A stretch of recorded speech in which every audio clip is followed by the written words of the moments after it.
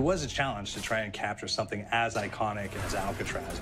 You know about this. This is arguably the most famous prison in the world, and now you're in it. Just the space, you know, the physicality of it, because it's quite claustrophobic.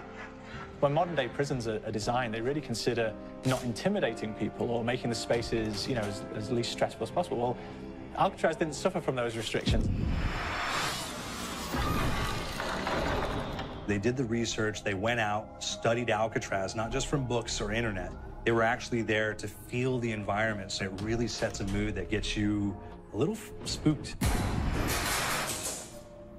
Well, we kind of started with the base layout of Alcatraz. The entire island we ended up roughing out in kind of a white box form, and then figuring out what play spaces we wanted to use out of that, what would be the most interesting areas to play in, and the connections between spaces, and spaces that the public doesn't necessarily get to go into.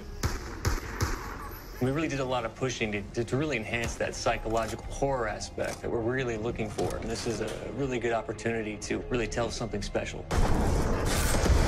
Like I got stuck right through the gates to hell!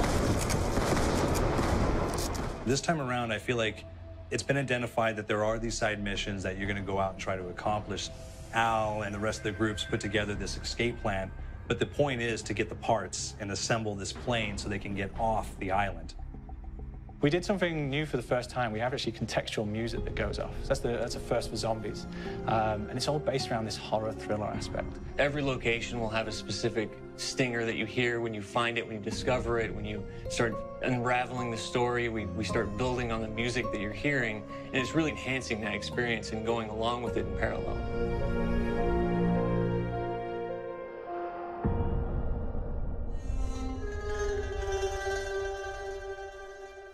Because we wanted to embrace this kind of horror thriller element, we wanted character actors, guys who could really embody someone and then convey emotion. So that's why we went for guys like Ray Liotta, getting in that kind of guy. You know, we wanted a frantic nature, so he plays a character called Billy Handsome, who's this kind of psychopath who would be employed by the mob to kill people in interesting ways.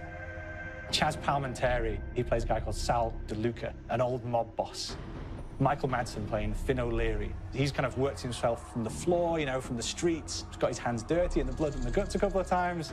And then we had Joe Pantoliano, and he plays Arthur Arlington, who's nicknamed the Weasel. Those guys, they bring a quality and a subtlety and timing that you can't really identify or try to recreate. Bring it on, dirtbags! You start off in the afterlife mode, and that's just going to be, you know, what's going on. You're going to try to solve the mystery from the second you start. Afterlife, to me, brings a new element, like a new puzzle element. It forces me to think a little bit more or look for the clues or kind of think of zombies on a slightly deeper level. You see clues throughout the map that tell you, ooh, perhaps if I'm in the afterlife, I can interact with this object, or there's some puzzle going on here that I need to be in the afterlife. Back east, I whacked a dirty dentist with one of these. Took forever, too. Alcatraz has a Civil War kind of fort background before it turned into a penitentiary. And so we had this kind of backstory, the idea that the warden would have collected Civil War weaponry. One of them is a blundergat. It's a fictional weapon, but the idea of the combination between a blunderbuss and a Gatling gun. And possibly, there might be a way of upgrading it to a more fantastical weapon that the players may find. You all gotta go sometime? You just went now. There's one main zombie, one big zombie that's going to come through and wreak havoc on your life.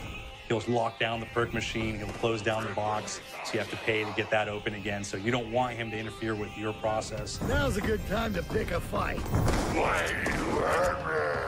It's a fun challenge. It keeps things moving forward. In terms of perks, we have a new perk called Electric Cherry. When you reload, it gives a shock around you, which scales over time. I was asking for it, baseball. There's so much to experience in this map. Every time I play it, there's a new tactic to take, a new experience, a new objective to go for. But there's also this layer of things that we aren't exactly exposing to the players right off the bat and will need to be discovered. So let me go. Is it the calling we hear?